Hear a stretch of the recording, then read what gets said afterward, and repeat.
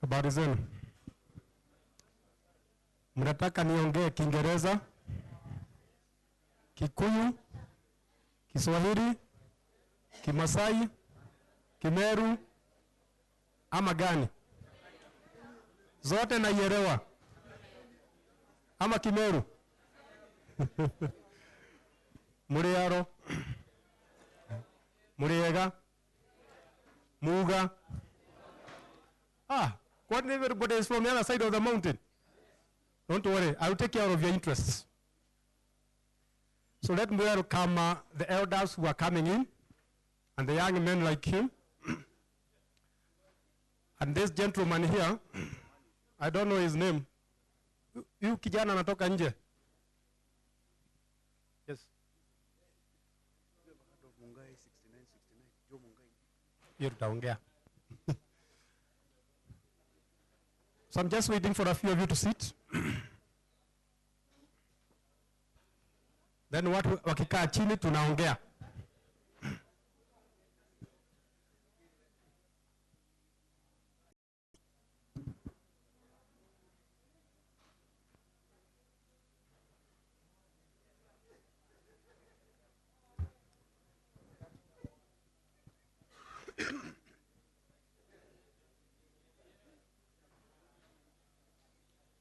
Kama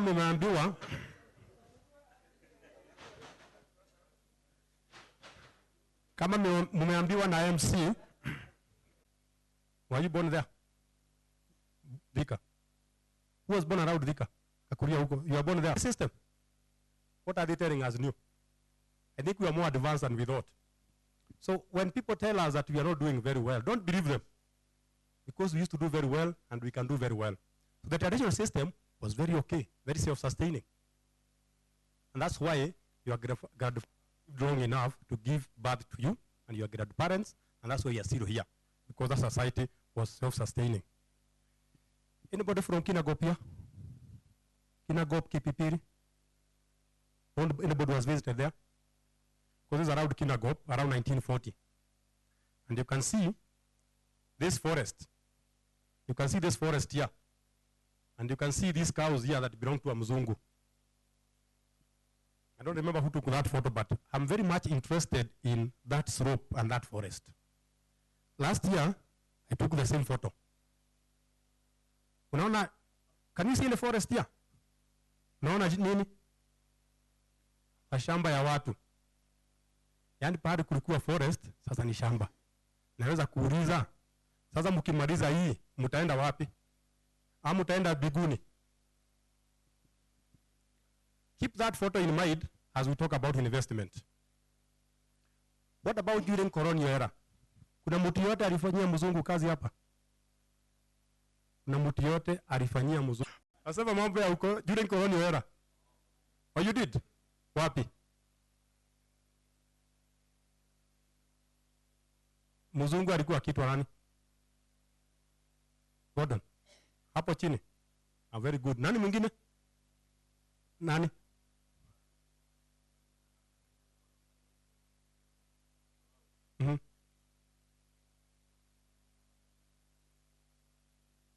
Karibu na kwa kuruga. Hebu tupita hivi. Now you can see everybody smiling. It always happens that. And if you bring something like Kadora, it becomes even more exciting. So what about today? Where can we invest? Because we want to make money. There are a few suggestions, but they are not exhaustive. One, we can make a lot of money kutoka tourism. In fact, Naivasha is famous for tourism. But I wish what Naivasha is doing can go to Kinagop, can go to Orokarao, can go to Nyeri and elsewhere. How many are Catholics here? Very good. So you know much about Italy. Eh? You know Rome. Eh? Unajua hii town inaitwa Venice. Venice iko karibu na Roma. Watalii milioni 22 million tourists wanaenda kuvisit Venice. 22 million. In fact, wenyeji huko wanapiga makelele wanasema kuna wageni wengi sana. We have Mamau Caves. And let me give you a better one. Do you know how many Wazungus would want to come here? How many Indians? How many Chinese would want to come and see Gurario? Do you know how many people want to go and see that plane? as it is 75 years later. So if we have to bring tourists, we have to start thinking differently, like such sites. And let me even annoy you more. What is that? What is a pyramid? Is that tomb, eh? Berera, is it? Kaburi, that is it, eh? Do you know how many people come to Egypt to see graves? 10 million. Can you imagine 10 million people coming to see Langata Cemetery? So if you have to bring tourists and their money, we have to start thinking differently. Like letting people come and see this valley, the Happy Valley, as it is near the Borosat and so on. We have to think of sacred sites. How many of you have been to Mokoro wa Nyagadanga? Ah, very good. How much do you pay? Nothing. Because it's a culture what? Shrine. But if we had a small school there, and people pay a little money to come and be taught about the Kikuyu culture, about Itweka, about Moderego, about how a traditional marriage takes place, it will make a big difference. Why can't we make films? Ukiuliza anybody who has come to this country kama visitor, ukiyote mugeni hapa, ukimuuliza, if you drive around Mount Kenya, Abadeas, they say they have never seen such a beautiful country. Why can't we make films like California? I'm not boasting, but I've been to Hollywood. But Hollywood is not as beautiful as around Mount Kenya. Why can't we make films? Tunangojea nini? Ama mnataka watoto waendelee kuona Scooby-Doo? What about sports? The last time I had somebody from Central Kenya going to Olympics was 1984, Ruth Waidera, who happens to be my neighbor. And the other day I met her, I was asking her, were you the last athlete? She told me no. The weather in Eldoret and the weather in Nyahururu and in Nyeri is the same. So why are we not getting those dollars from athletes? Kazi yetu ni kuangalia nini? English Premier League. Like ni wangapi wanafuata Arsenal? Just confess, Arsenal, Man U, Naivasha FC. Let's have our own teams and celebrate them. And we can also get a lot of tourists by focusing on our readers. Anybody amenda South Africa hapa? Where? Did you go to Joburg? Did you go to Mandela's house? Did anybody talk to you about it? So people go to South Africa, they want to go and see Mandela's house. Why can't people come here and go and see where Jomo Kenyatta was born? Ishaweri, or where Mwai Kibaki was born. Like personally, I'm very much interested in finding out. And the elders don't take offense. Ile geshude Jomo Kenyatta alikuwa nayo, ilienda wapi? Iko? Where? Do you know how many people want to see it? Ile gari ya Jomo Kenyatta, the first one alikuwa akiendesha, iko wapi? And do you remember Mwai Kibaki alikuwa makanga? Unakumbuka? Hiyo gari ilikuwa gani? Can you imagine if we built Mwai Kibaki library na hiyo gari inawekwa hapo? Unaiona hapa. Watu wanasema Mwai Kibaki alikuwa makanga wa hii gari. Let's be very creative. Ukienda other countries like the US, you find things like Mandela Library, Reagan Library, Clinton Memorial Library, because those national heroes, Kenyatta, Uhuru, President Moi, hawa si watu kama mimi na wewe. Those are our what? Those are national treasures. And we should make money from them. In fact, ukienda US, kuna state inaitwa Illinois, na ingine inaitwa Kentucky. They are always fighting. Unajua wanapigania nini? Moja inasema Abraham Lincoln alizaliwa hapa. Wengine wanasema hapana, alizaliwa hapa. Kwa nini wanataka kusema Abraham Lincoln alizaliwa huko? Because of tourists. Because of tourists. Now if you go around Thika Road, kuna pale unaona written birthplace of Jomo Kenyatta. Ukienda Nyahururu, Nyeri, Nyahururu, kuna pale unaona pakiandikwa birthplace of Mwai Kibaki. But Baden-Powell is there. I like that, Baden-Powell.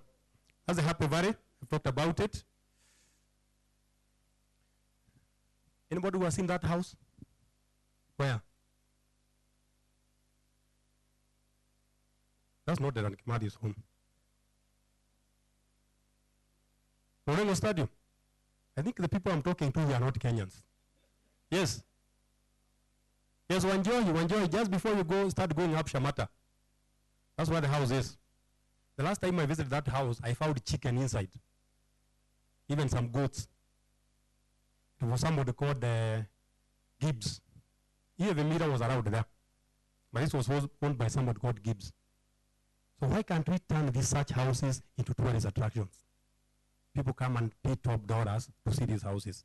Because the families that used to own these houses are still around. And their children and grandchildren would want to come and see them. We also need to invest in farming.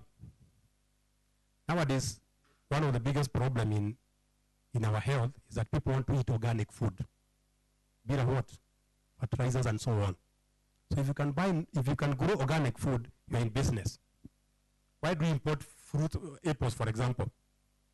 Who said you cannot grow cabbages and other things at the greenhouse? Why must you just grow flowers at the greenhouse?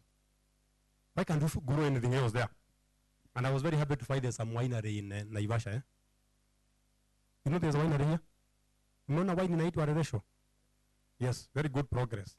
And then if we have to invest, we must take advantage of our neighbors.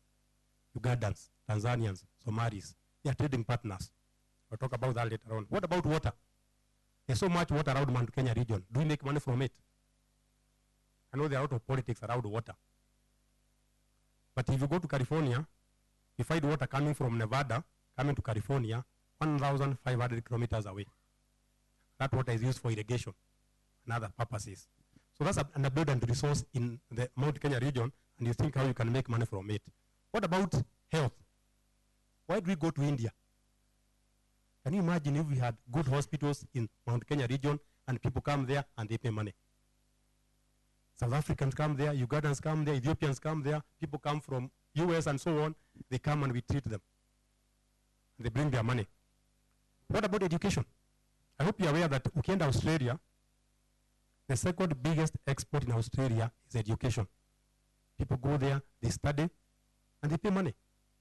What is so hard with us starting very good schools here and having people come there? But I'm happy that in primary school, what Mount Kenya region have done very well. They are very good private schools. Some of them attract students from other countries. But why can't we do that in education, like the way Massachusetts in the US has been doing? Harvard, MIT, and so on. Because those kids go and pay money. They go and pay rent. They go and use medical services and so on. Very important. Another area we need to start thinking of investing in. Niwaambia mashamba hakuna, si ndio? Na kama hakuna mashamba, we have to use our heads. That's why research is very important. Utafiti. Lazima tufanye utafiti, we come up with new ideas, and we make money from that. And I'm talking about that in a few minutes. The other way, let me go ahead a bit so that I don't lose you. Tumesema ufanye utafiti.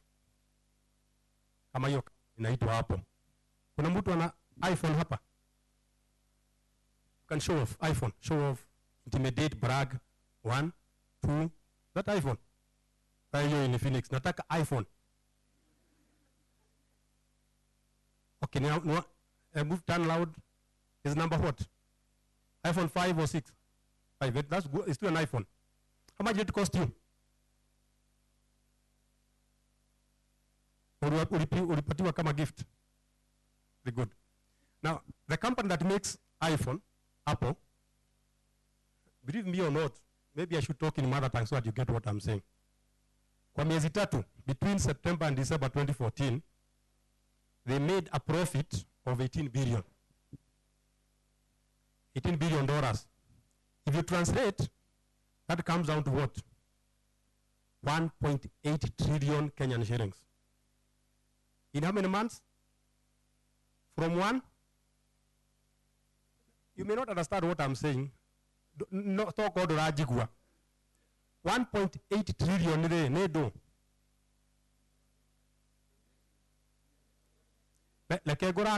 What was your budget in 2014? That was your budget. A company made equivalent to the Kenyan budget in 3 months. Why? Because they did their research. They came up with very good phones. And when they came up with good phones, people are willing to pay for them, like this one here, which is not an iPhone, but it's not also a Murikamwizi. Yeah? It's a good phone. Sorry for that. Sorry for that. So if you do some utafiti, you should be able to make a lot of money. And the question you should be asking is, if you look at what this country sells abroad to neighboring countries, do you put a lot of brains into that, like iPhone? Let me take you back a bit. I'm almost there. Apart from utafiti, the other way to make money, the simplest way, is to look at a human being. Angalia binadamu kama mimi. Ujiulize, huyu binadamu anahitaji nini kutoka kichwa mpaka kwa nini? Kwa miguu. Ni watu wangapi wanatengeneza pesa kutoka kwa kichwa? Kofia, nini ingine? Kinyuzi, sarun, wale wanatengeneza wigs, yes, dye. You can hear that is coming from a man because Kenyan men like dyeing their hair. I don't know why.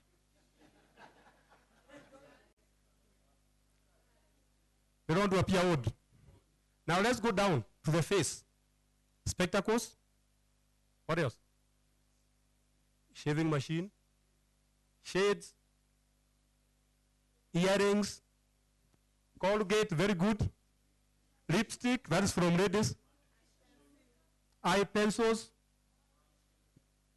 Mascara. Meno, yes, artificial teeth. All those names you are mentioning, those are companies. There's a company that makes teeth, that makes earrings, and so on. Neck, necktie, necklaces, and then this part, blah. And I must confess, a lot of advertisements. And this one,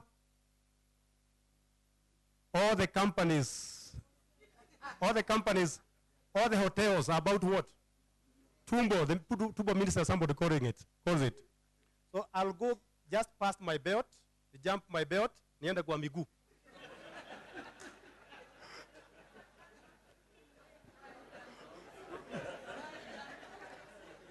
See, it seems there's something you know that don't know. But there are a lot of companies that make money from what? Shoes, legs, and all those places you don't want to mention. So just look at a human being and ask him or her, what are your needs? Business. Don't complicate life.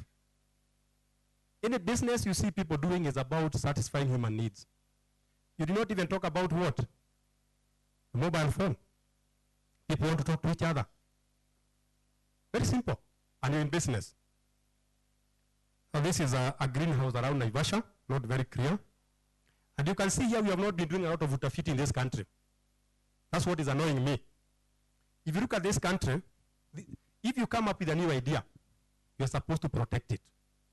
Because if you come up with a new idea, you don't protect it, you don't make money from it.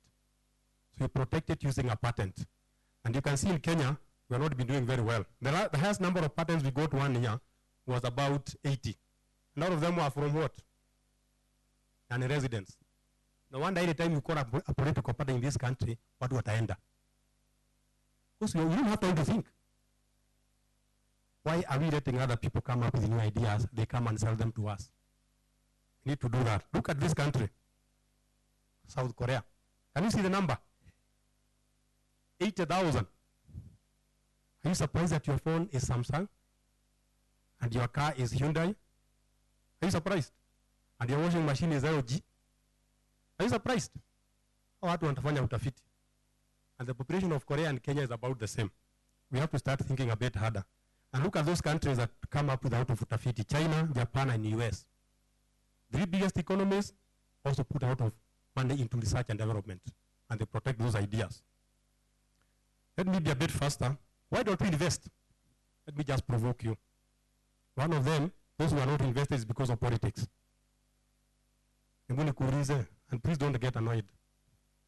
Have you been to a political party and you found a Muzungu or an Asian in a political rally?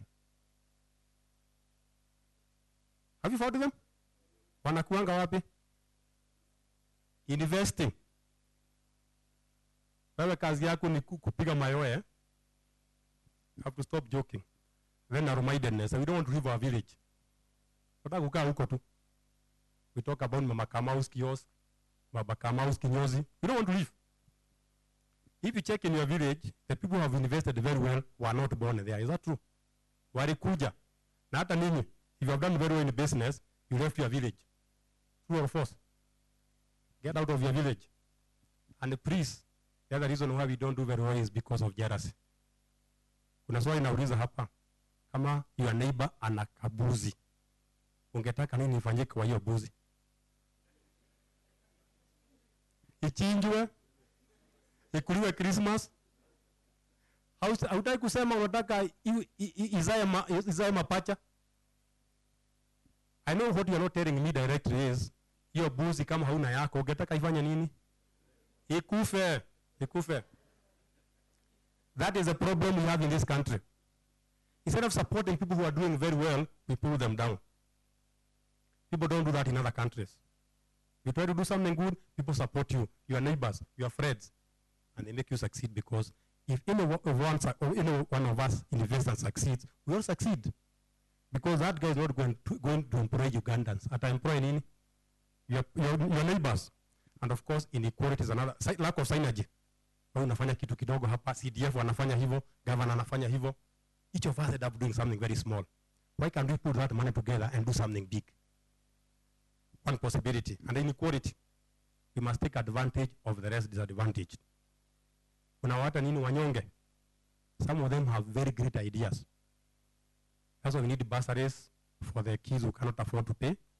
Because we give them what? Opportunities. Because sometimes the people have brains, the people who have money are not usually the same. Sio mnajua? Let's be together. And also let's think intergenerational. Sifikirie juu ya leo tu. Think about tomorrow. And that's why you have a lot of corruption. Unataka kunyakulia leo. The tomorrow will take care of. Veto yembuga arosho no ekata. Ugotiga na mugotiga isio. Unajua, you don't leave your village na watu wameenda wapi? Space. We are even looking for other planets. Who knows? There might be some land there. What do you like about that photo? Very exciting. At any time nikionyesha hii photo, the first photo to talk are always men. I don't know why. Unaona nini hapo?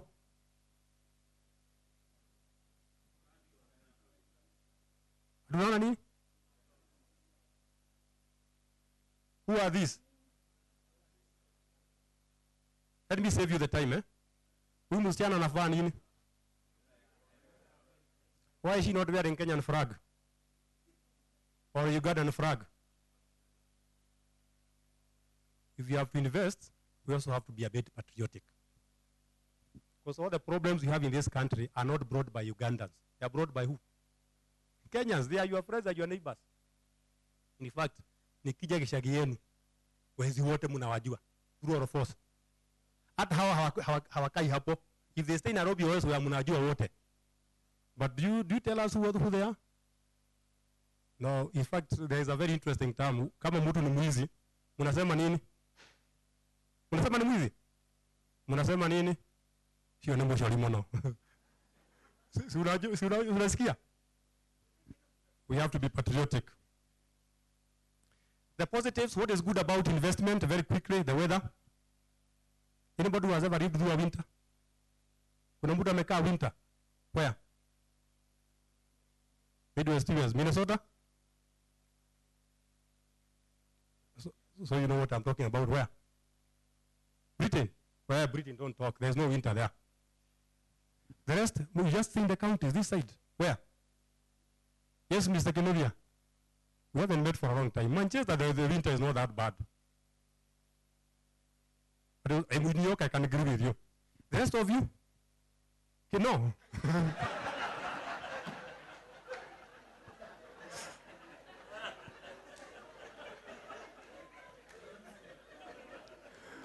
I think we can only sympathize with you. When I'm traveling abroad next time, I will make you my hard luggage. Don't worry, come and see me. The weather is very good. It's very attractive to investment. The entrepreneurial culture. People in the central Kenya region are very hardworking, very enterprising.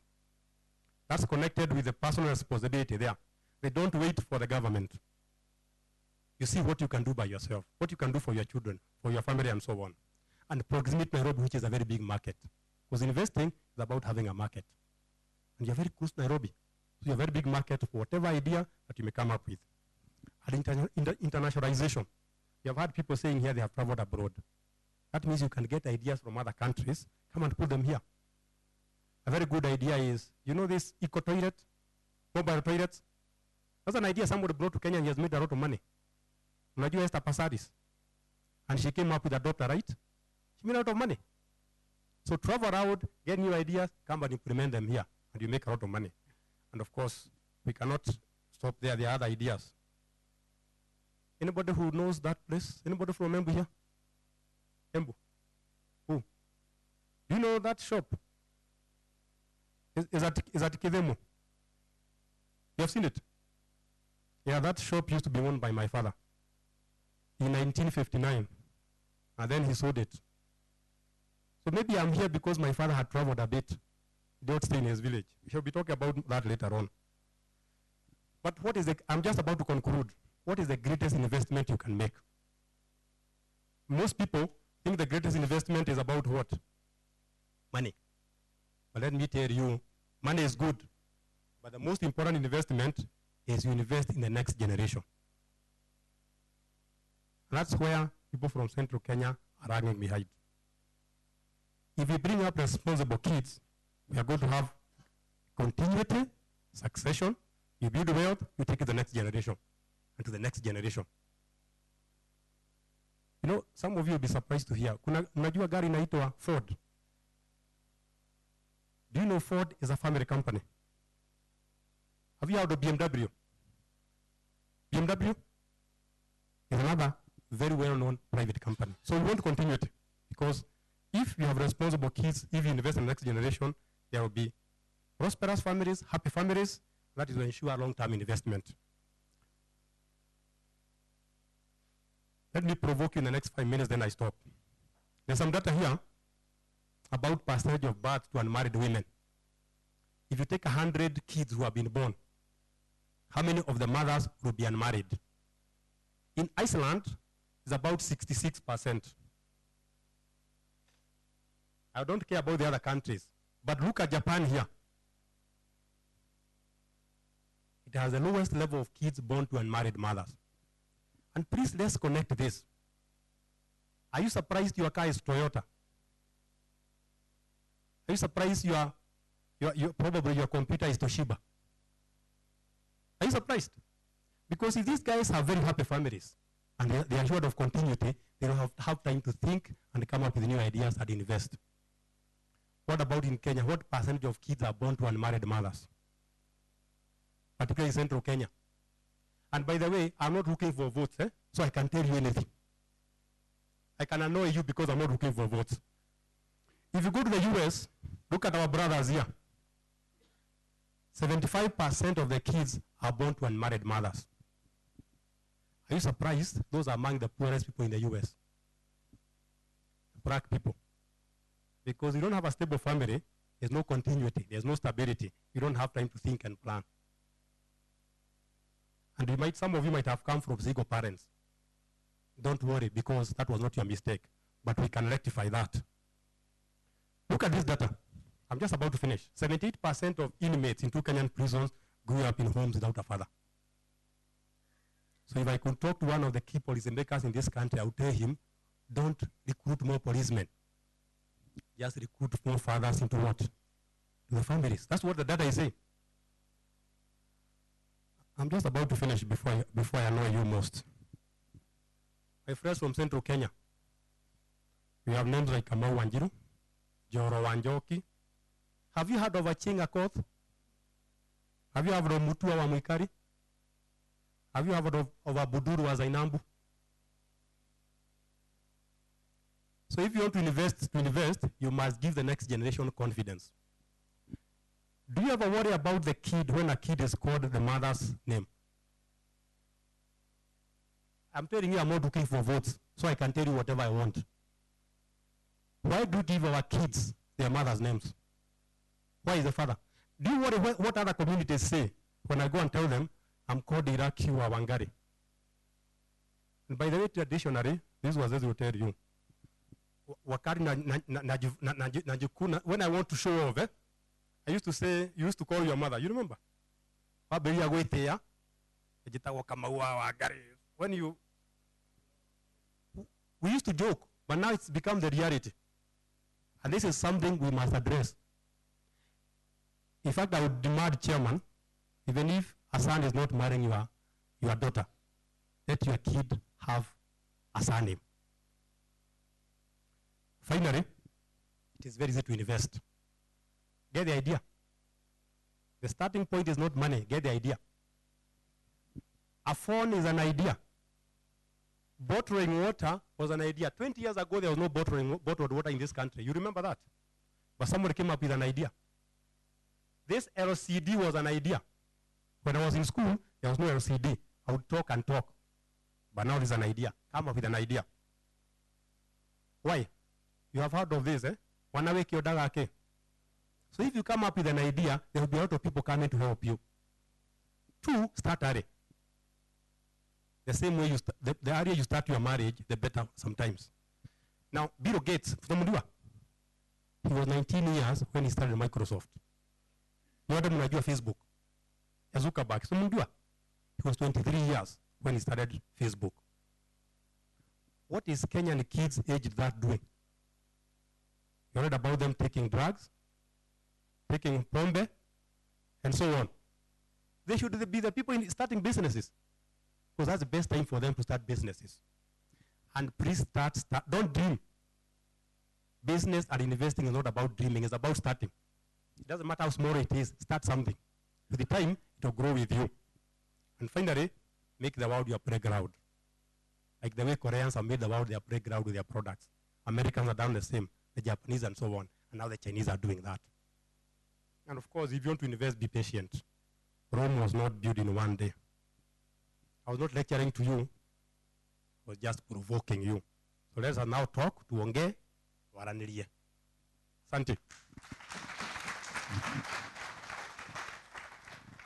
Asante sana Bwana Iraki, tumpigie tena makofi. Nafikiri kutoka kwa Bwana Iraki tumepata mafunzo ya kutosha na tusaidie tukienda nyumbani, at least tuanza kujiuliza nini tunafanya kwa maisha yetu. Kweli? Ningeomba Bwana Duale akuje achukue usukani wake wa komanda, nataka kuniachia command. Lakini nakuomba uendelee na command. Asante.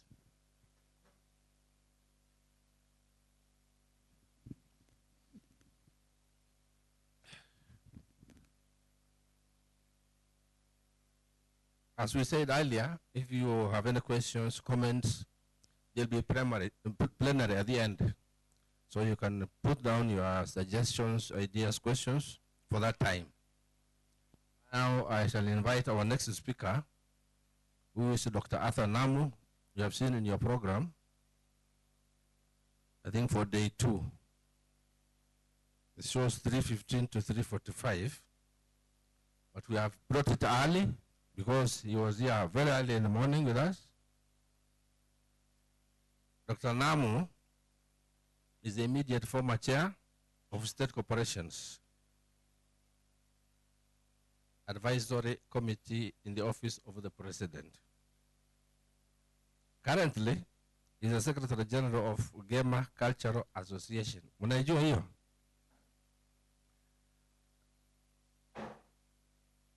He is also chairman of the Kenya Community Development Foundation, as well as treasurer, Embu Council of Elders. He is a governing council member of Kenya Alliance of Resident Associations. Dr. Namu.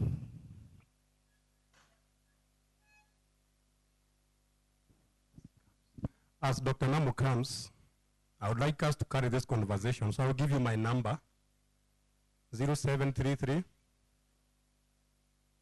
0733 655 262. 0733 655 262. Thank you.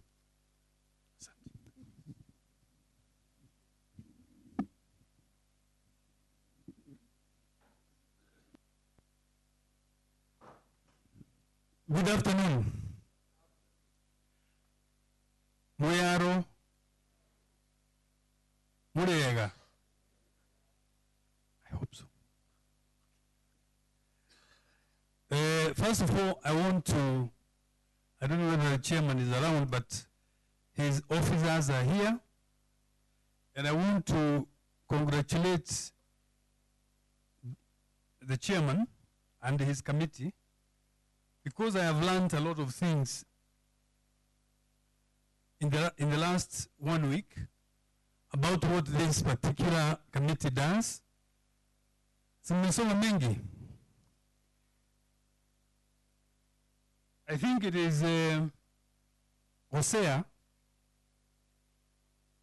4:6, which says, "My people are destroyed for lack of knowledge, because thou hast rejected knowledge.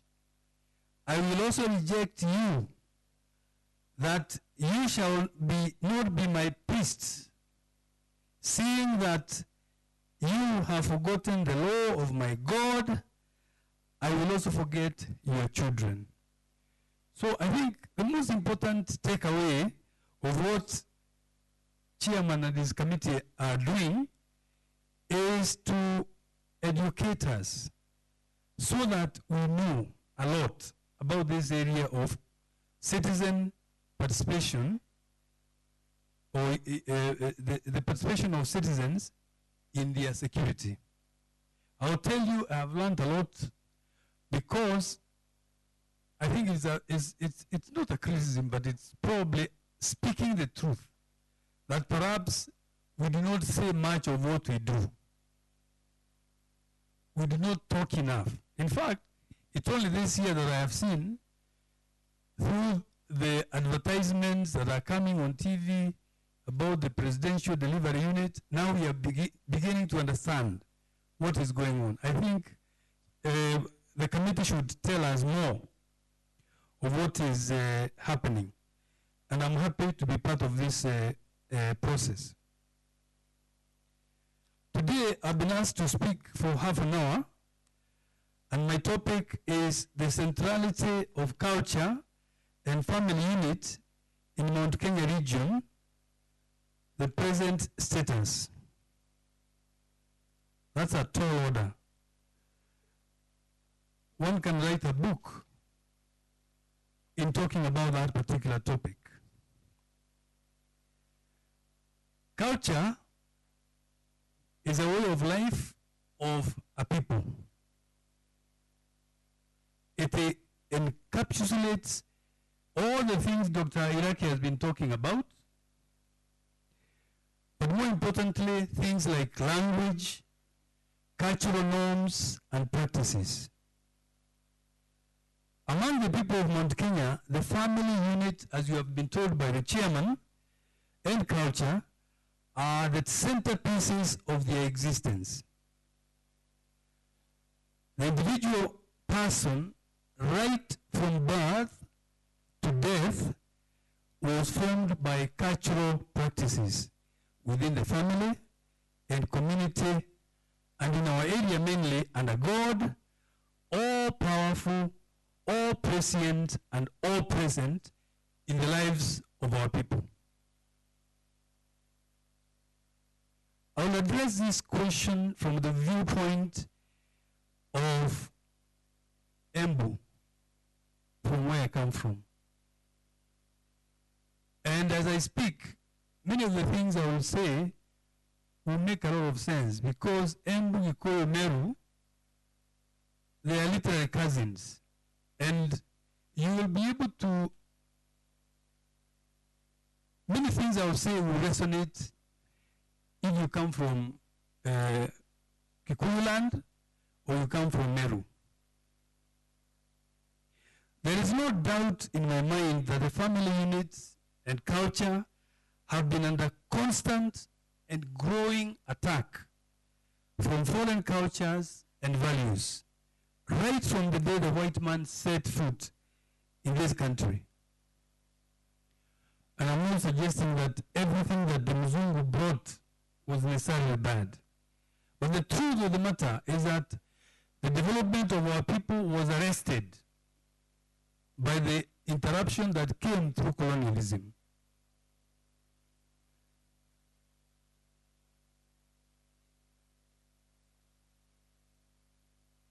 Traditionally, these people I'm telling you called Ayembu, where Dr. Iraki's father was investing in 1959, were traditionally crop and livestock farmers. They loved their country and freely, fiercely, and most jealously guarded their borders against all forms of foreign and unwarranted intrusions. However, as you all know, in the year 1906, they were conquered, subdued, and colonized by the British. They were forced to surrender their weapons at a place called Ngoire, near Karowe Hill. Colonization brought with it alien influences, which severely impacted their way of life in the following ways. They brought an alien form of government, alien forms of worship, religion, if you like, alien customs and cultures. But of course, they also brought us gradually technology and many other things which today have also impacted our lives in one way or the other. Legend has it that the Embu have their ancestry from a man called Mwenendega. God created him and gave him residence at a grove in Bintonyenjes called Getito Kia Mwenendega.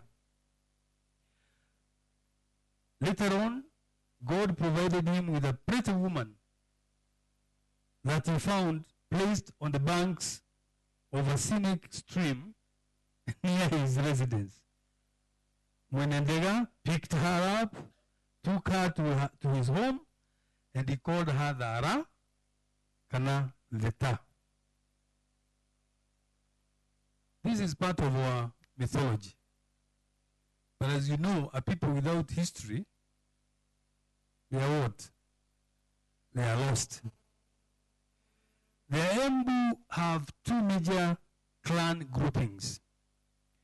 One grouping is called Gatavi, Irombe, and the other grouping is called Gua, Megogo, Dagana.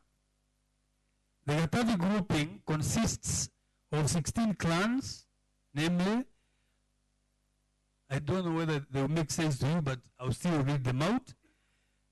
Mregu, Dara, Iroma, Rukwaro, Ngai, Gekeri, Igamuturi, Igando, Kena, Andoangiri, Ivima, Muturi, Mugera, Guruguta, Mague, and Gekeri.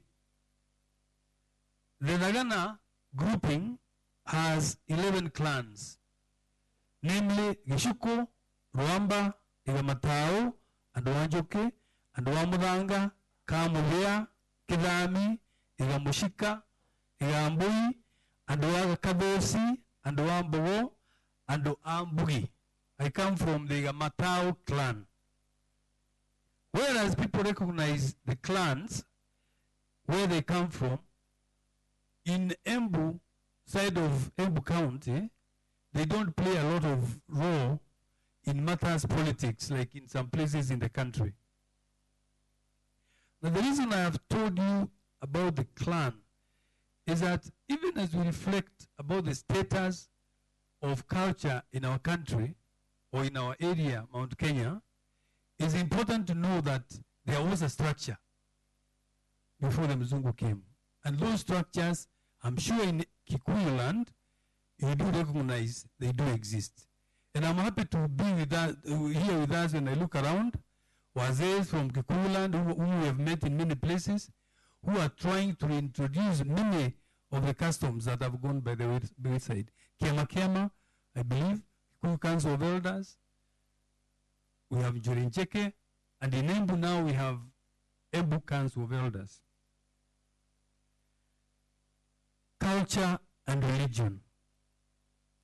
The Embu were a patrilineal society. They were deeply religious in their everyday life. Does that sound familiar? A woman gained the identity of the husband. They believed in a supreme God who reigned and ruled over their daily activities, including but not restricted to procreation, birth, marriage, death, farming, livestock, war, and peace. God lived on Mount Kenya, Kirinyaga, and his name was Ngai, Kana Mwenenyaga. Familiar? People were encouraged to build their houses with their entrances facing Mount Kenya. This belief in one deity or one God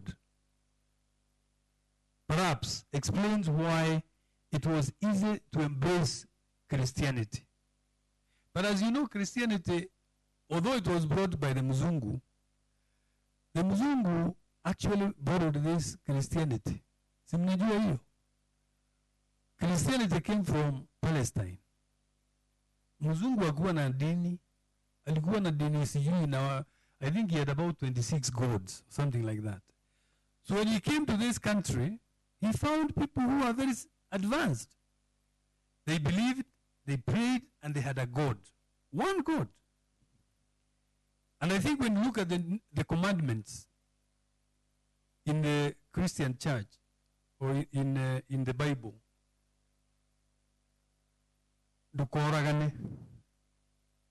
don't kill. Thou shalt not kill. Thou shalt love God with all thy heart, thy soul, thy mind. Okay.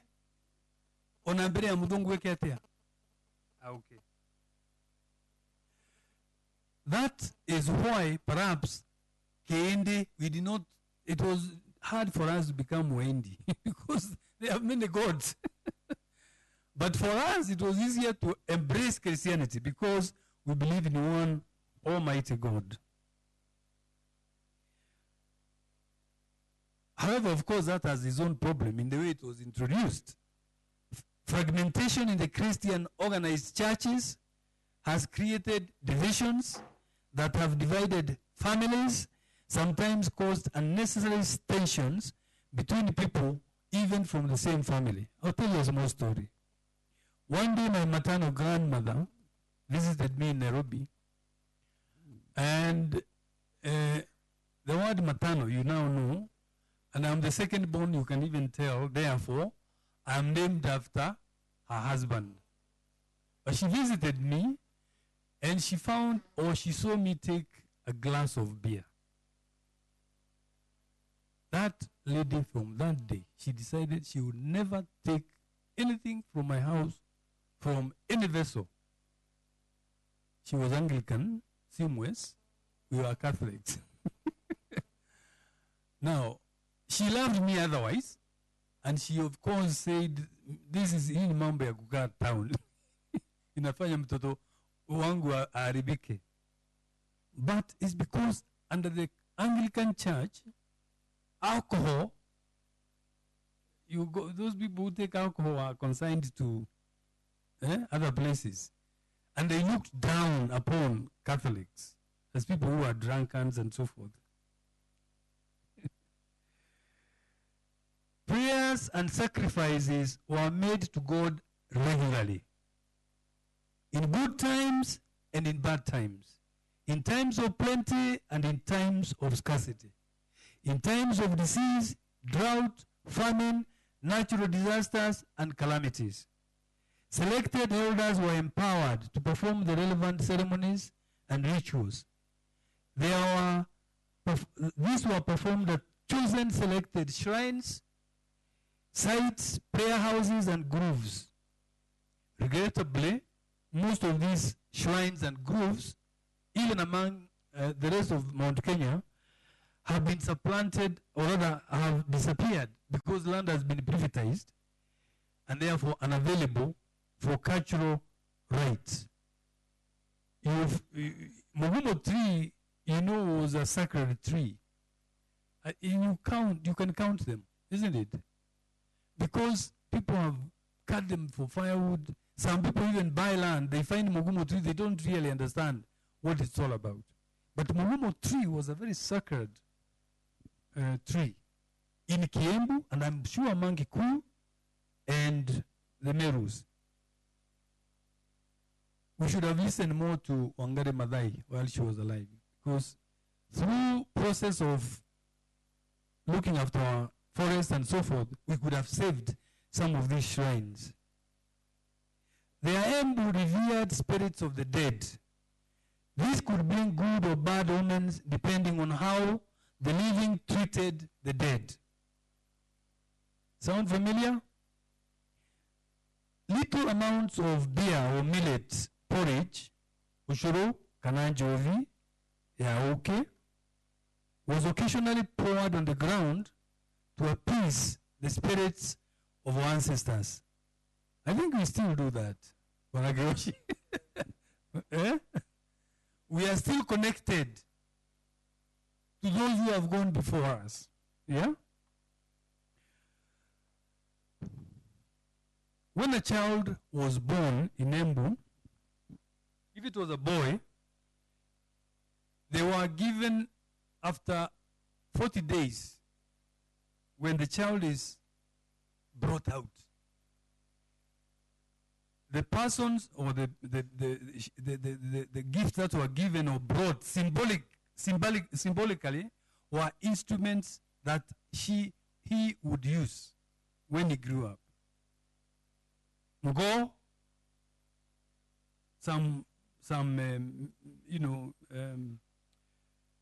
megure, arrows, itimu. If it's a girl, the symbolic gift that was brought was mukoa, aukuango, kiondo, those kind of things. These were symbolic. This is a little baby of 40 days. Why? So that it is emphasizing also the kind of life these people lived and the value they placed on what? Work and living. And of course, the kid was blessed by the elder by taking the beer and spraying it on the face of the child. If you do that today to somebody's child, you might be thrown out of their house. But that is blessing. And maybe this is why we are having too many issues. Because we no longer bless our kids. We don't. Circumcision was practiced for both men and women. The art was performed by trained and ordained male and female professionals. For each initiate, there was a mutiri who played the role of a mentor to explain to the initiate what the ceremony was all about. It was not about the cat. The cat was important, and it had a role to play, isn't it? That pain, which which you go through, it was about teaching you something. Omereru, kategu, that you go through life, you meet challenges, But it was also explained that now you are being marked from a childhood to a man. And what does that? And then this Mutiri would explain to you what that means. These are called rites of passage. Today, circumcision is largely performed in hospitals, sometimes even by women. Yeah? In a theater, that will never happen. In some cases, the connected meaning of circumcision is taught. I have heard some very good work being done by the PCA Church, and even I think the Anglican Church. There are some others who are organizing that. My friend here, Kiago, sorry, I remember what you did some time back. It is important even where the women are not circumcised, because we have left those because of monarchy, whatever. Eh? But the rite of passage, that needs to be maintained, so that the girl is explained why. Eh? Even if you have not been cut. Incidentally, they call it female genital mutilation. I disagree with that term. It has nothing to do with mutilation. It is a cut. And that cut had a meaning. Okay? I won't get into the details of what the meaning was. But the rite of passage, over to you, my elders, fellow elders. These are the responsibilities we now must take, so that we cease being political appendages to our politicians. That a council of elders is created around election time. Uchaguzi ikiisha inavunjwa, itaamshwa tena election ingine ikifika, si ndio? So we need these councils of elders wherever they are. They can play, and by the way, the government recognizes the role of elders. Today, the government can actually fund. I'm aware of one county government which has provided money to fund the council of elders, so that mutoke mifuko ya nani? Ya politicians. Because you are playing a very important role, and you should. And I know my chairman will support me, chairman of this committee, when I say that those elders councils, community elders need to be funded, so that these things I'm talking about, they can be taken up. Are we together? And I think it was Mudamaki who was saying, the role of getting these cultural things out and also bringing up our kids so that they come out well is not the responsibility of only the parent. The parent is the primary giver of this discipline I'm talking about. Then the community, the elders, the church, and of course the teachers, because now school is playing a bigger role in the lives of the people. Among the Embus, there were medicine men, witch doctors, wizards, and sorcerers. Today, I think if my grandmother was alive and she saw me talking to somebody from something like this, she would say, "Oh, neurogi." But this is technology. Traditional medicine men in form of herbal concoctions, traditional medicine in form of herbal concoctions in this country is relied upon for primary care by upwards of 50% and above. Eh? But in many African countries, 80% of primary health care is relied upon medicine men. I do not have the statistics, but I'm sure ours is also very close to that. The Aembu were fiercely independent-minded, proud of their ancestry, identity, and territory. And so was the Gikuyu, the Mumeru. The Embus used to say, "Nie ni ngia ngendu,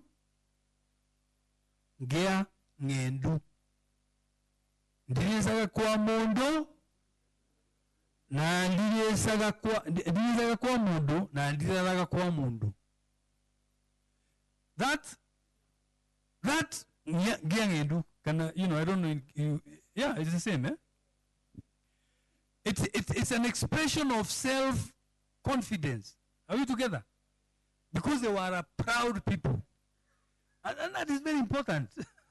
Eh? Because half of the job in life, you have to have self-confidence. Are we together? If you don't have self-confidence, you most likely you fail most job interviews. Yeah?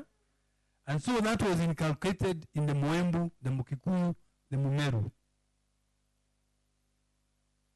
The Embu believed and respected the institution of the family as the foundation of the community. The children respected and obeyed their parents. The parents loved and respected their children. The youth respected their elders.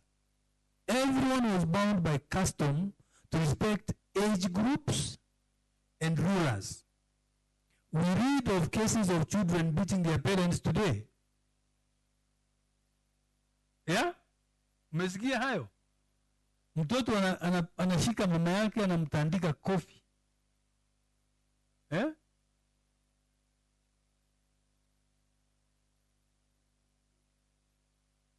My reading of the present situation in the region is that there has been a breakdown of order.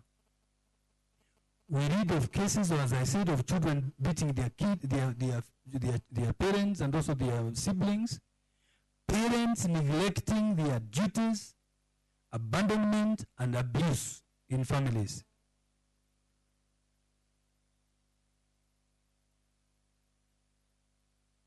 The Embu believed in modesty. A father would not play with or touch his grown-up daughter. You know, I cringe sometimes. I see a father hugging the daughter in the name of modernity. Your daughter is a woman, and you are a man. And most likely you might find she's a beautiful woman. She might even remind you of your wife. Are we together? So these distance boundaries that were created in our societies, they had a role to play. Are we together? No wonder we have incest and other very bad things going on in families today. Are we together? Modesty. Chindwe kabisa. Only people of the same age and sex bathed together. Breakdown in these social boundaries are, to my mind, responsible for the prevalence of those things I've mentioned. Having said that, social boundaries are observed in majority of families because, thanks to Christianity, to some extent, these boundaries are observed. I'm not saying that they are not observed in majority of families, but they do exist. And in Mount Kenya, where you have had, Mount Kenya area, where you have all these issues of youth delinquency and so forth, all these funny crimes that are coming up, schools, nursery schools being empty and so forth because our boys have gone into alcohol and all those things. It's because of the breakdown in that institution. Eh? A son wishing to marry always asked his father for permission and his uncle. Remember that? The uncle, mama, matano uncle, very important person in the life of anybody. I'm sure that resonates with most of you. A man's mission to undertake, it was a man's mission to undertake and do all communal duties and responsibilities, and his vision to earn the total respect of his community as a hero of the people and not a villain. These were things which were looked down upon. You remember when Mungiki was around, young men were saying that work is slavery. That is exactly the opposite of what our people believed in. Yeah? Amwembe youth feared curses. Mushitanatia kere nidahu irumi. But there was also taboos. Dahu by parents elders for bad behavior and misfortunes that went with them. Taboos are still what helps stabilize and maintain clear codes of behavior and social boundaries. A point to ponder: how can we introduce broken down values? My God, I have 5 minutes.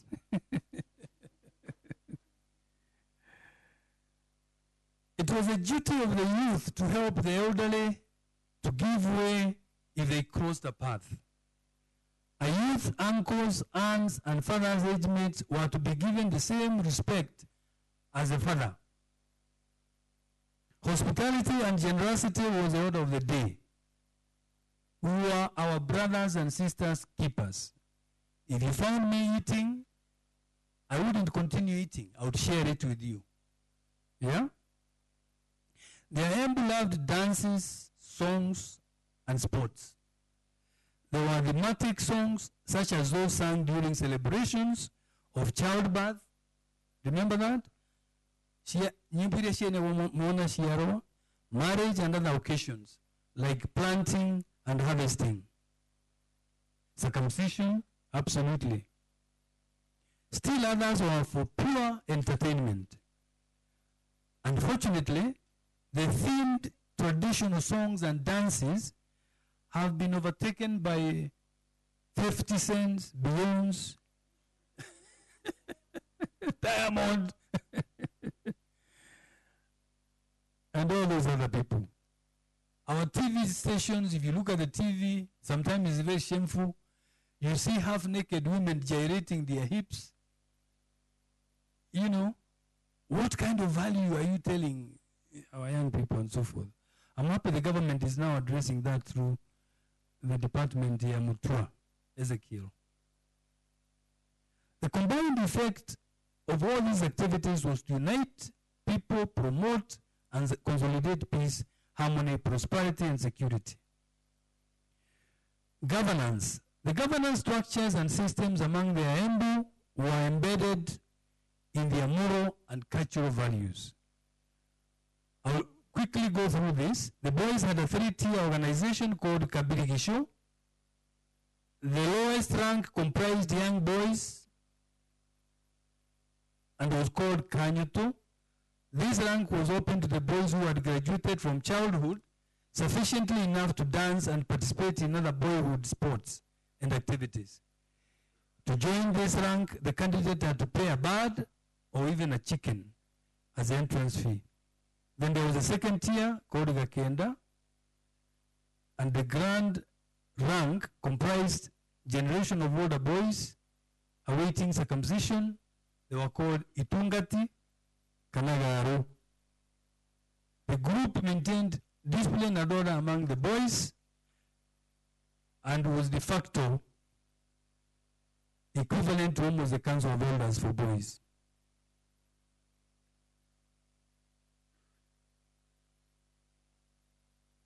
Each circumcision ceremony gave rise to a new age group called Rika. A name was given to it depending on the event or the environment in which the age group was circumcised.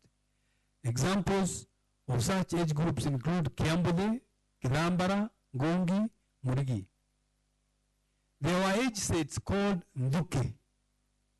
Unlike the circumcision age groups, one had to be born in these age sets.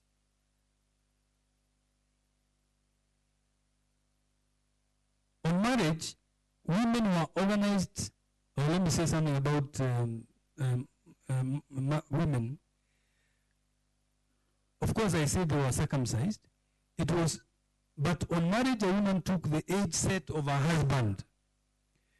She became as old as her husband. Thus, if a young woman married an old widower, or married an old man, or a polygamous wife, a polygamous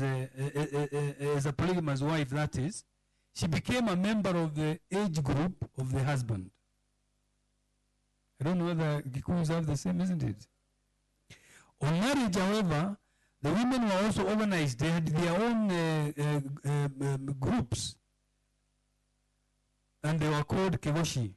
This group presided over matters regarding cultural, social, and moral codes. It could and did discipline misbehavior and waywardness among the women. I'll let you read the rest of, because I've been given 5 minutes, I can't go through the Kiamakiangome, that is the Council of Elders, only to say that Kiamakiangome was really the Supreme Council. There were values that were looked for when you became, to become a Council of Elders, and you'll be able to read that for yourself. What should be done? Having said all I have said, you must wonder or have many questions in your minds as to how the values that I've suggested, which were embedded in our culture and to a large extent reflect the communities around Mount Kenya, can be reintegrated back in society. Again, over to you, councils of elders, faith-based organizations, parents, and governments. I'll talk briefly about, as part of this solution, Gema Cultural Association. Gema Cultural Association has addressed some of these issues, but is still a work in progress. There is a lot to do. Gema, if you remember, initially founded in 1971, under the chairmanship of the late Honorable Jenga Karume, was banned by the second president, Arab Moi, for being perceived as mobilizing politically along ethnic lines. You will recall the so-called Change the Constitution group, after which it was banned. It was reintroduced or relaunched again in 2008 in response to humanitarian crisis that arose after the PEV. But it was formed basically to foster unity, understanding, and cooperation among people of Kenya, not just the Kikuyus, Embus, and Merus, to cultivate unity among its members, revive, promote, and conserve its culture. Apart from this particular dealing with the huge humanitarian issues, the other thing that the Gema has done is to encourage formation of one council of elder among each community. The Kikuyus, I think, had 4, Embus had 7, Merus had 2. So we've been trying to get them have 1, so that we have a proper structure. What the other things that Gema has done so far is deal with the Mungiki challenge, peace building. We have been involved in peace building across other communities. I can't stop without talking about language. Language is the purveyor of culture. Gulu Wagiongo has told us to write in Kikuyu and so forth, and in other mother tongues. I think this is something we ought to be brought back.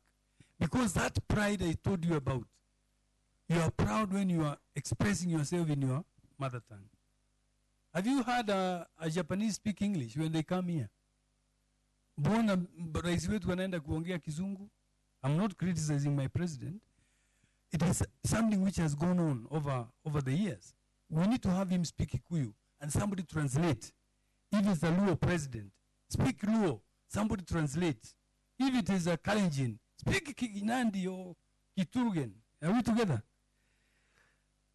We should have in towns cultural centers, shrines, so that you can go and learn the language. Because particularly in urban areas, we have a problem. Our children don't understand the language. Are we together? There is no reason why we can't have a Kikuyu cultural center, a Meru cultural center, a Luo cultural center. Why? Why do we have German school, French school, and so forth? About customary practices, I talked about that. The essence of that needs to be maintained. Marriage, polygamy is legal, but it should be discussed sensitively, because some of us don't practice it, I come from a polygamous marriage. My father came from a polygamous marriage. My grandfather was from a polygamous marriage. The list goes. So there is too much maneno mingi naongewa, but the truth of the matter is that this is our culture. Finally, there is perhaps to emphasize that we need to reintroduce lawful taboos and customs that guide individual, family, and community life. Those boundaries I talked about. And where the law is an impediment, we should lobby for change in the law. Certainly, broken social boundaries between children and their parents, siblings and neighbors should be restored and strengthened to ensure stability, discipline in family units, and community life. Council of elders need to be adequately funded. I talked about that. An elder is culturally superior to a politician. Tafadhali, do not be summoned by a politician from today if you are in a council of elder. You summon them. Are we together? An elder, a culturally empowered individual begets a culturally strong community and nation. This is one important way to strengthen and enhance the identity and place in the comity of nations of our beautiful cultural rainbow country called Kenya. Asiye na mila ni mtumwa. Thank you very much.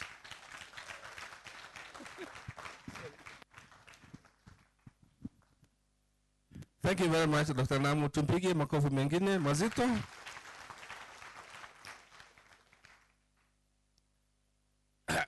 Sometimes last week, President Robert Mugabe was at a function. And he slept throughout the function. Actually, he had nothing. Then at the end of the function, I'm told the press confronted his spokesman and said, but the president slept throughout. He said, no, you are wrong. The Mzee only rested his eyes. So how many of you have rested the eyes so far? After Ugali. So, ladies and gentlemen, our next speaker is none other than Professor Karega Munene. Professor Munene, right now, teaches at the USIU University, Nairobi. He teaches history, anthropology, and many other things. He's a very widely traveled man, a lot of experience, and recently we have incorporated him as one of our partners in the citizen participation in security. Professor, I hope you are ready. Wacha watafute hiyo wale ameificha. You are welcome.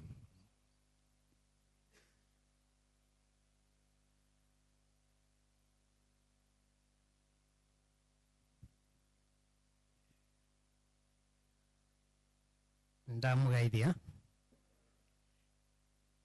Mimi ni mzaliwa wa Nakuru, Subukia, shamba ambalo lilikuwa linaitwa Spring Valley wakati wa mzungu.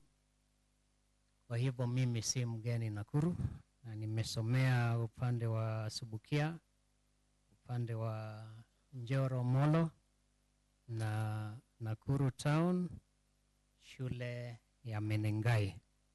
Toka form 1 mpaka form 6. Nikatoka hapo nikaenda Nairobi.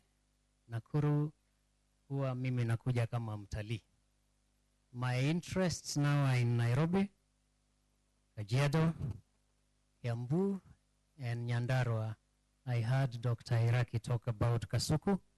That is where I resettled my mother in 1993-94 after being evicted due to politically instigated violence in Molo before the 1992 elections. As Rogers is setting up the system, I wish to make a few observations. We were told about Robert Mugabe resting his eyes. in my world, as an anthropologist, we talk about people who are resting their eyes as people who are chatting with their ancestors. And please don't be tempted to get into a serious conversation with them, lest they call you permanently. Please don't do that. Now, there's something that keeps on coming at meetings where we have these kinds of exchanges, that Kenyan citizens abdicate their responsibilities. We expect too much from government. Too much. Mtoto hasomi vizuri, serikali. Okay? Nyumba yako inavunja, badala ya kufanya repair ya roof yako, serikali. Okay? Please let us own our lives. Let us own our processes. Let us own our challenges and problems. Some of us are complaining about water. There is a shortage of water in Kenya. What business do we have as Kenyans losing all our rainwater to the Indian Ocean or Lake Victoria? There's something wrong up here, isn't it? Yeah. We can sort most of our problems, but we keep on pushing them to government. When we want government to do minor things, then the major things are left undone. None of us can build a road, isn't it? But government can build a road. I can build a good house for myself. I can harvest rainwater and use it for irrigation, but I expect the Minister for Water and Irrigation to be responsible for that. The other thing I would like to bring about is that the majority of Kenyans are literate. Over 80% of Kenyans have been to school, but we have a problem. We don't use our literacy to seek information. There was a call here for civic education. Honestly, as a scholar, because I'm not a politician, I will dismiss that call. Why? The question has been to school. This telephone here contains a lot of information. A lot of information. We are living at a time when information is available at the touch of the button. We are very busy on our phones. What do we use the phones for? YouTube, isn't it? YouTube and downloading information that is absolutely unnecessary, following up on European football matches and football players. We know the names of the players. We know how many of them are married, how many have what mistresses, how many drive what cars. What is all that information for? We collect a lot of unnecessary information. The average Kenyan also, if you ask them, who is the 45th president of the USA? They have the answer. Ask that Kenyan, who is your MCA? Mpaka anatoa nywele. Okay? That is Kenyans. We abdicate our responsibility. We collect information that is of no benefit to us. And it is not surprising that Dr. Iraqi in his presentation asked, what are we waiting for to exploit the economic opportunities that he pointed out? The honest answer, Dr. Iraqi, that you would get from Kenyans is that tunangojea serikali. Tunangojea serikali. To run a tour farm, you don't need to own a car, do you? You don't need to own an elephant. Government owns it. You don't need to own a hotel. You don't need to own anything. All you need is upstairs to think and to communicate. That's all you need. We have a tendency to politicize everything in this country. We don't wear any other kinds of spectacles apart from political spectacles. In the Mount Kenya region, We complain a lot about the boy child.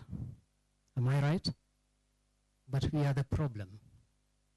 Grown-ups, we are the problem, not the boys. Not the boys. I work with young people at USIU, United States International University in Nairobi, and the problem is not those boys. The problem begins with the parents. Why? Because if you look at the animal kingdom, and we belong biologically, I will speak as an anthropologist. I will speak as a scholar. I will speak as a scientist, and therefore, please, I will have the freedom to do those things. And I will therefore not be mixing them with any other views.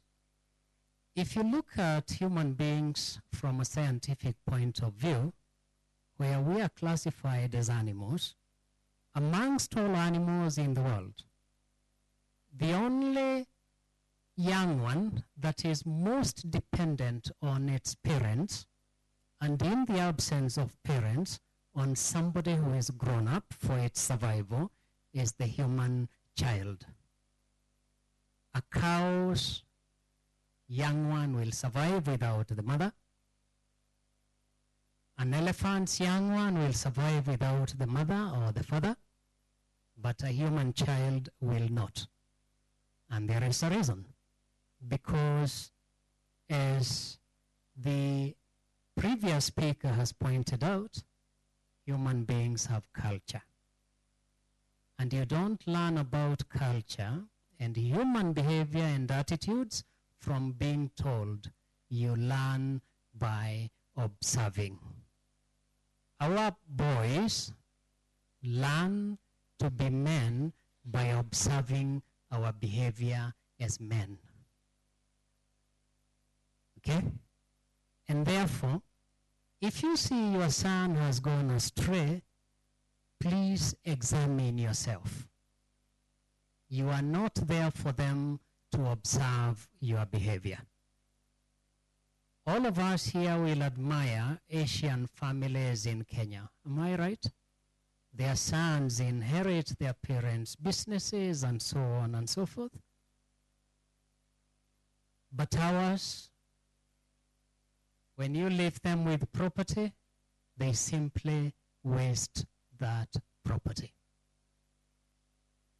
The main reason is, those of us who come from Nakuru will tell you that every Saturday, every Sunday, you see an Asian man with his wife and children. Am I right? They are keeping each other company. Even Friday evenings, how many African men keep their wives company and children? How many of us do it? Okay? When you don't raise children as a family, as a husband and wife, and therefore form a common front where they can learn what is expected of them in terms of behavior, you have no business complaining that boys have gone astray. They learned their idleness from some of us who wake up in the morning, simply get your walking stick and walk to the nearest shopping center. To use President Kibaki's words, unaenda kuregarega. That little boy will do exactly the same thing. Men, we shortchange ourselves. Majority of us in this room, your son or daughter will come to you asking you for school fees. You have the money and you give it to the mother, but you tell your child, go and talk to your mother, ask your mother. When that boy gets school fees from the mother, or that daughter of yours gets school fees from the mother, who do they think provided? The mother. We shortchange ourselves because what that son will do in future, they will expect the girl they will marry also to pay school fees for their sons and daughters. Because if my mother was able to do all these things, why can't you? Okay? So please, let's think about some of the things that we do, behavior that we engage in, and kinds of attitudes that we engage in. Now, I have brought up these things, these issues, because the Gikuyu community in particular has a terrible habit of investing for their children instead of investing in them. Those are two different things. Okay, ma. Nĩnjiarwa ciaku ũrathũkũmĩra. Kawaciarire cionje? Okay? Kawaciarire cionje? Rĩrĩa weka ũguo rĩ, ũrenda ciana icio igeka atĩa? When you invest for them, they will invest their time in experimentation with alcohol, with drugs, kwa ajili mali iko. Okay? They have no business working as you did. Okay? Please let us learn to invest in our children, not for our children. And encourage them to think, because that is where we have the greatest problem in Kenya. The average Kenyan is afraid of thinking. You ask a Kenyan about their political opinion, they will quote what was said in the Standard, or in the Nation. They have no opinion of their own. Thĩna wa indo nĩ umagwo, no wa hakiri ndumagwo. Okay? You can be poor. As far as material wealth is concerned, but you can work hard and create wealth. But when you are poor upstairs, you are a danger to society. Nothing will change, and you can't get out of that poverty of the mind. Let me move from there to here so that I can run through the slides. I was given the task of looking at duties and responsibilities of citizens that founded on nationhood, and part of what I've been talking about has a lot to do with this topic. What are the duties that we have as Kenyan citizens? Do we have any duties? What is your duty? Very quickly. Take care of the nation. Take care of Kenya. It is our mother. We have a responsibility over that mother to make sure that she is always shining. Why is it that when our athletes are taking part in international competitions, many of us who are watching that competition on television are either clapping, thumping our feet, or cheering them on? Why do we do that? Because they are making our country shine all over the world. Before every man or woman that is watching television in the world, they are bringing glory to Kenya. At that point, we are not concerned about the ethnicity of the athletes. Have you ever heard Kenyans complain, mbona ni Wakalenjin wanaleta medals Kenya peke yake, wakifuatiwa na Wakikuyu wachache? Have you heard that complaint? Why not? Why not? But when you have very successful economists, very successful, coming from one particular village in Kenya, it becomes an issue when they are employed competitively. Yet, we have invested our national resources educating those economists to benefit who? Kenya. Not to benefit their village alone, but to benefit Kenya. Okay? Now, let's compare ourselves with the USA. It doesn't matter where you come from in the US. They have a dream. You may believe in that dream or may not believe in the dream. If you migrate there legally, they accept you. System accepts you. But when my mother lives in Molo, she is not acceptable. And this is a woman who was born in Koibatek in 1927. Her father moved to Koibatek before 1920 after displacement from Nyeri by a Christian mission.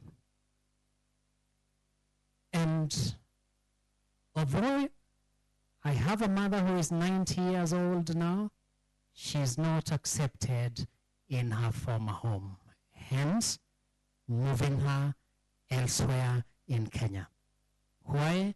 Because of ethnic identity. And the interesting thing about our ethnic identities is that they only arise during the period preceding elections and immediately after elections. During that period, Kenyans are extremely busy.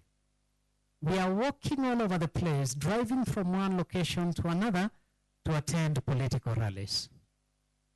What we forget is that politicians are on salary. We pay the president, the vice president, all the way down to the MCA. Those who are not in government at any one time are also on salary, and a lot of money most of the times. They are funded by their political parties. MCAs pay on average 50,000 shillings to their pocket, to their political party. Members of parliament, on average, pay 100,000 shillings every month to their political party. Senators and governors pay on average 200,000 shillings to their political party. That's a lot of money for politicians to collect as their salary, their own pay. When you and I are moving all over the place, following politicians, who is paying you? They're being paid. I'm not being paid. I'm simply running away from my responsibility of engaging in economically productive activities to shore up somebody's political career. And in that group, you will find a group of people like me, intellectuals, who are very, very active today on television, undertaking what we call political analysis of the Kenyan situation. If you listen to them very carefully, they're actually politicians disguised as scholars. They are pushing a political agenda for one coalition or the other. They don't drive a middle road where they evaluate one side versus the other side. And there is a reason why scholars like me will behave in that manner. Because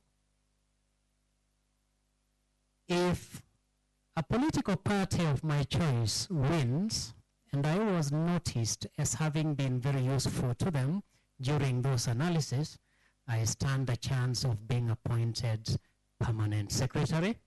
I stand a chance of being appointed the director of a parastatal.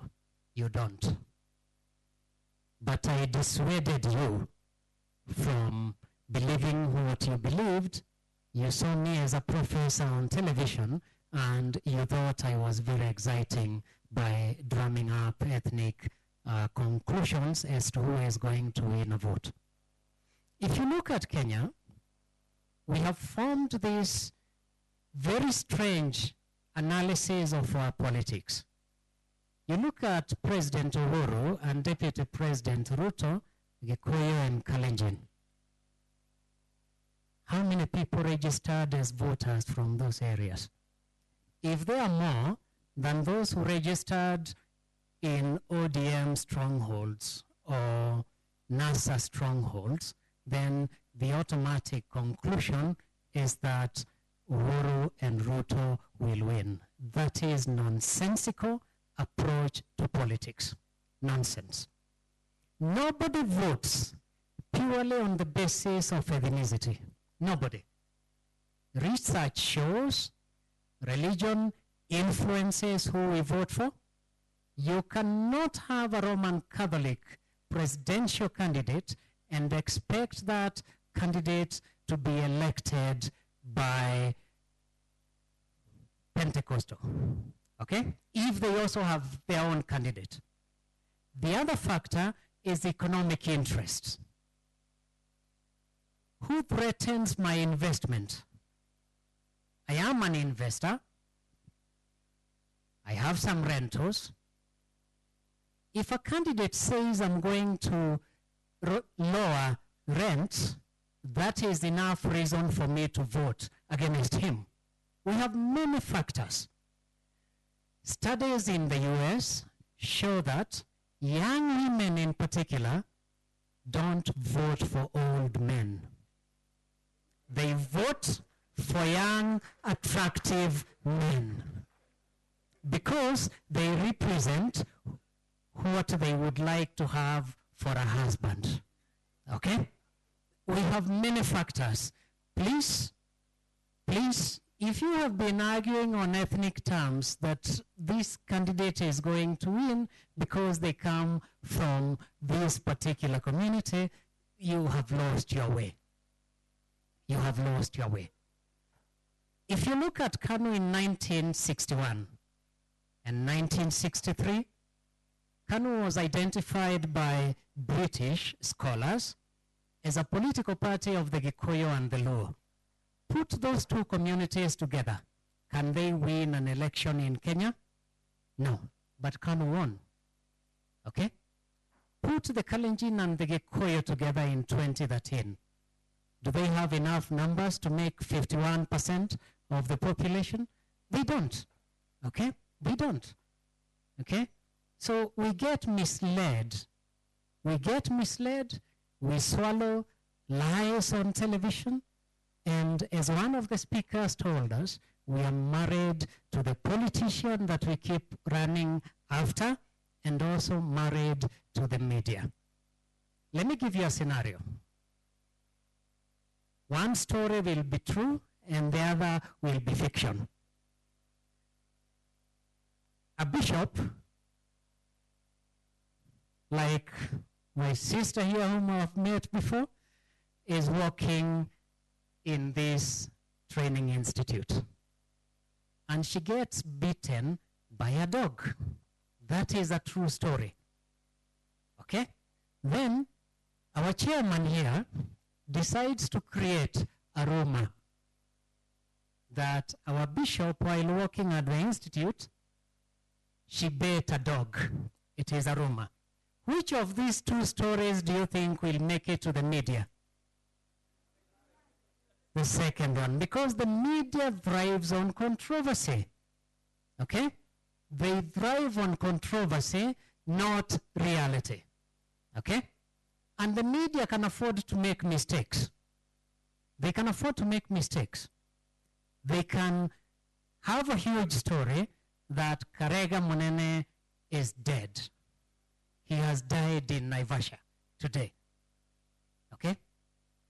And then I call them and tell them I'm not dead, I'm alive. They will not even apologize. They just brush you aside. But just assume government announces I am dead and I am not. It will never be forgiven by anybody. And that is why government will not announce, even after an aircraft has crashed, that minister so-and-so is dead until they see the body. Government needs evidence first before they make any kinds of announcement. When you look at Americans, an American will tell you this: there are only two things that a human being will never escape. And these are death and taxes. And taxes are our responsibilities and duty. How many of us hide our income so that it is not taxable? There are many. And there must be some here because you are investors. Okay? Which means you are being dishonest with regard to your duties and responsibilities. When you pay your taxes dutifully, there is a child who will go to school who would not have gone to school. I am standing before you because I went to school and spent many years in school and now I'm still a student. We read more than our students. And I no longer have hair. It is all gone because grass does not grow on busy roads. Does it? Okay. Kenyans, unlike Americans who ask, what can I do for my country to make it great? That is what every American asks. What can I do for my country to make it great? In Kenya, we ask, what can my country or government do for me? Stupid reasoning, stupid thinking, because the country will never become great. If each one of us is behaving as if Kenya is a big elephant that we have just killed, and you are bringing out your panga, somebody else is bringing their axe to keep on chopping on Kenya, what happens eventually? We are done. We are done. Even our children will not have anything to live on. So it is important that we get out of saidia serikali culture. It is us who ought to be helping government. I wish our devolution had taken a turn similar to the US taxation approach, where we are taxed from the county level and counties submit revenues of a certain percentage to the national government. That would make us work harder. It would make us work harder. That is how taxation in the US happens. You have a state like New York taxing you, and they have to give the federal government a given amount of money. In our case, it is the reverse. Okay? Imagine your son and daughter being dependent on you for life. Being dependent on you for life. What happens? Now, when we come to nationhood, which is a term that is derived from nation, and nation simply refers to a group of people who have certain things in common, language being one of them, history being the other, and so on and so forth. Nationhood itself is attained in a country like Kenya, in a country like Uganda, because of sharing certain things, certain attributes, as we call them in anthropology and other social sciences. If you talk to any person, because we all belong to ethnic groups, you will identify your ethnic group on the basis of the language you speak, on the basis of your mythologies. Where did you originate? We were created at a certain place. And you trace your history, as our previous speaker has shared with us, that very rich history of the Ayembu people. You will also be united as a community by your culture. If Kenya has to move beyond ethnicity and therefore build nationhood, we have to rely on the following factors. One is that we occupy the same territory, Kenya. Kenya is not divisible. It is a nation state. We also will be sharing one language or more than one language. Fortunately for us, virtually every Kenyan speaks Kiswahili. And every one of us who has been to school has some smattering of the English language. And please don't be negative about the English language as Ngoge wa Thiong'o is. There is a reason for this. Because 70% of the vocabulary of the English language is not English. It is borrowed from elsewhere, other communities. Get hold of an English dictionary. You will find the Kiswahili word safari in it. They own that word now. It is English. Okay? Jembe, panga, mau mau. Okay? That's how languages grow. Okay? Ever asked yourself why the following words have the sound K? You can write them down. Ka, C-A-R. Very quickly. C-A-R, ka. And then you have skull. Skull, S-K-U-L-L, skull. Then you have school. Okay? You look at C. C has the sound K, isn't it, in ka? And school, which is CH, has the sound K. Because they are borrowed words. They are not English. Okay?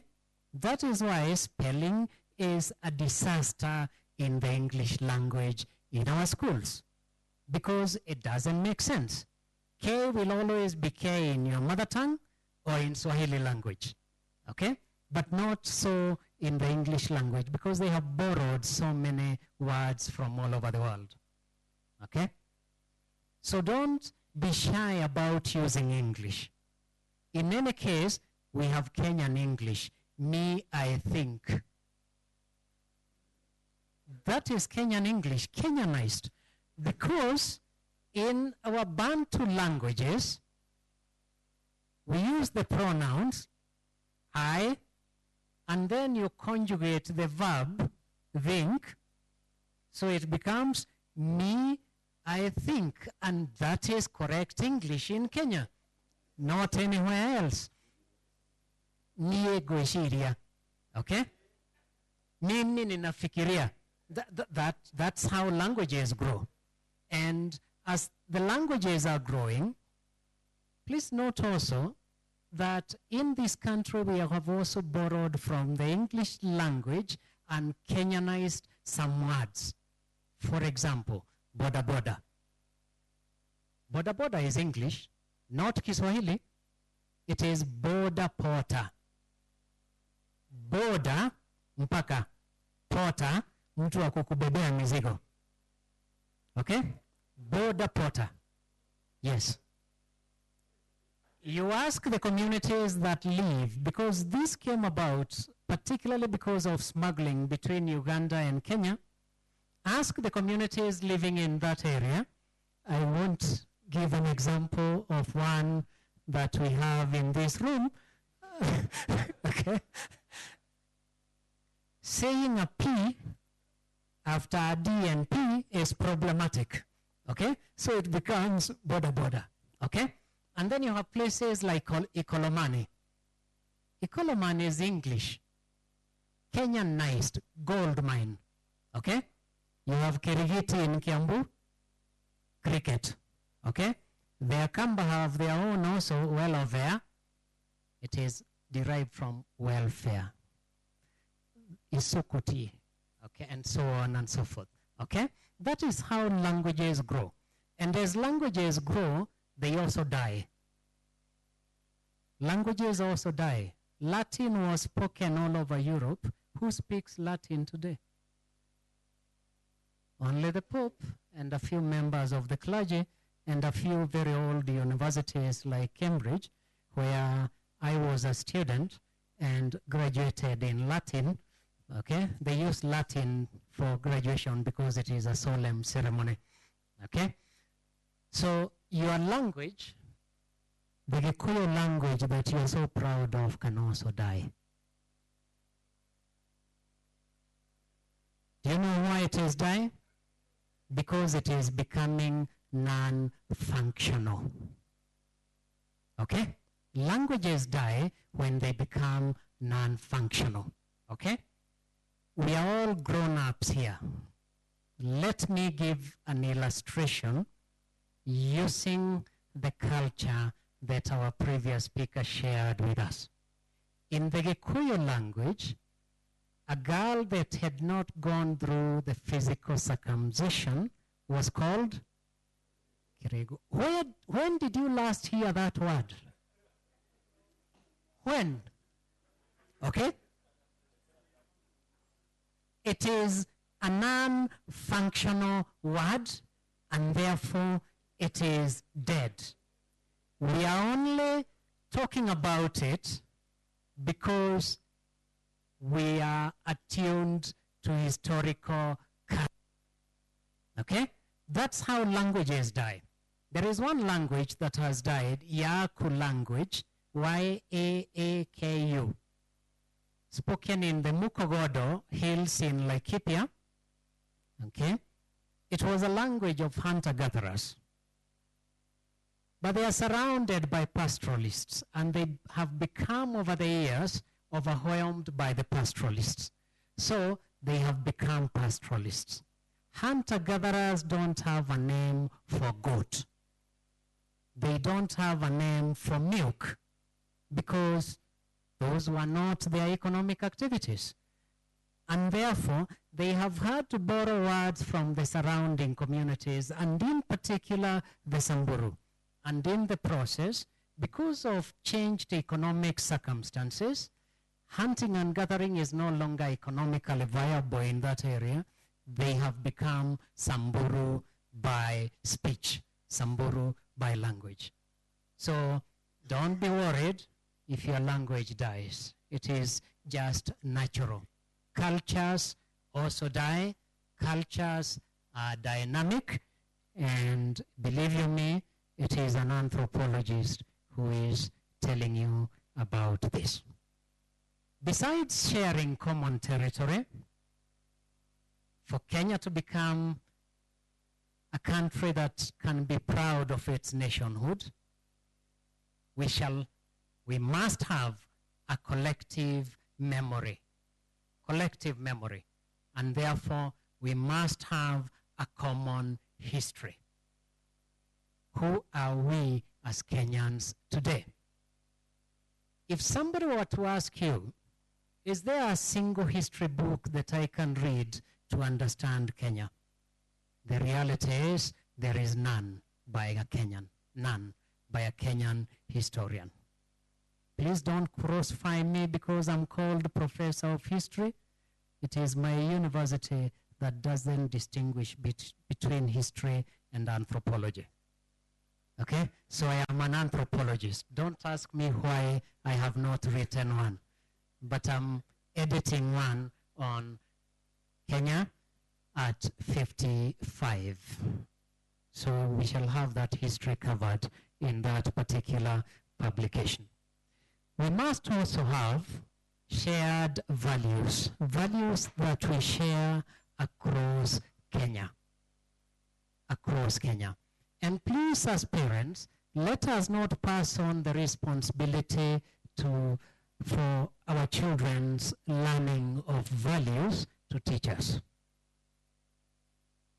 Value systems are learned from the homestead by our children observing our behavior.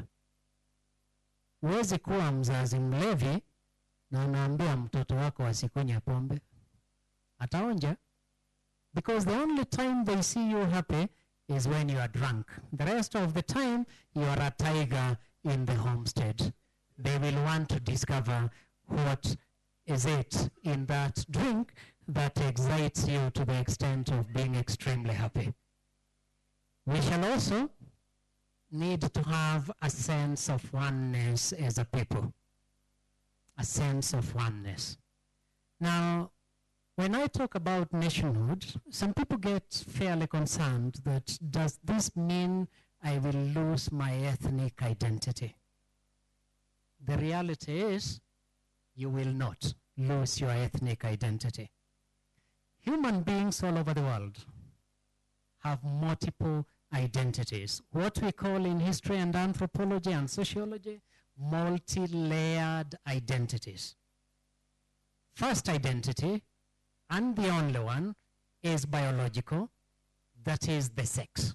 You are male or female. It is the only biologically determined identity that you have.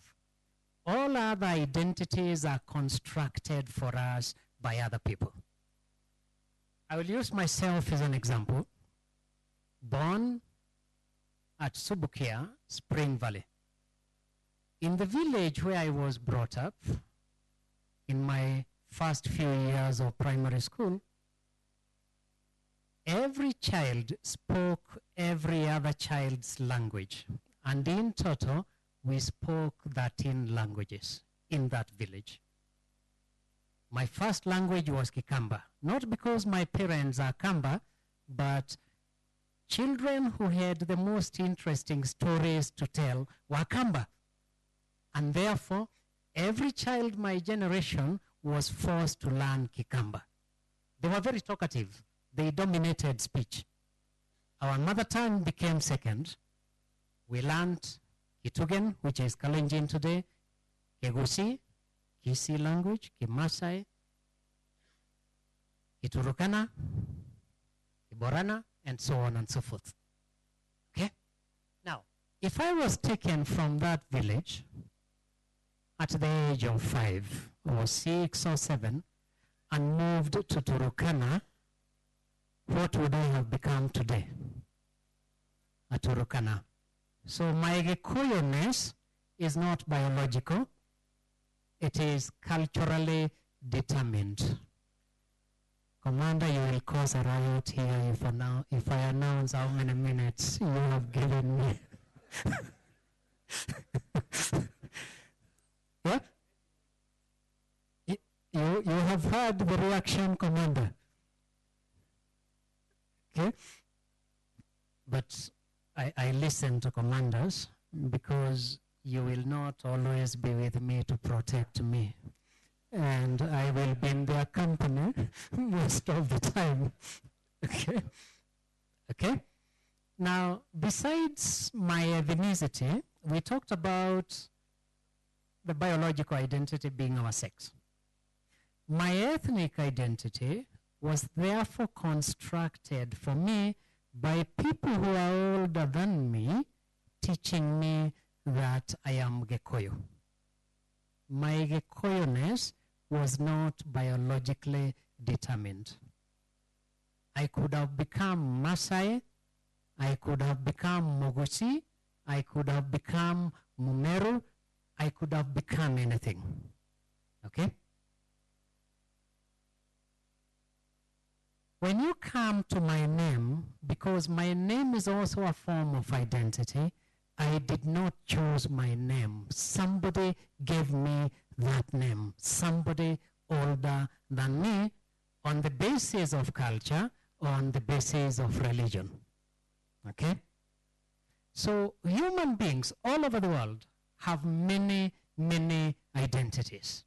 Even the language I'm using here is the language of an ethnic group in Britain, the English. Okay? Britain is not a country that speaks only English. You have the Scottish language, the Scotch, as they prefer to call it. You have the Irish, and you have the Welsh language. Okay? But English is what unites them as a nation, because they all speak English language. We all speak Kiswahili in Kenya. Majority of us, overwhelming majority, speak English language, so we can use these as ingredients to help us build our nationhood. All these other identities that are not biological identities, we call them socially constructed identities. Even gender.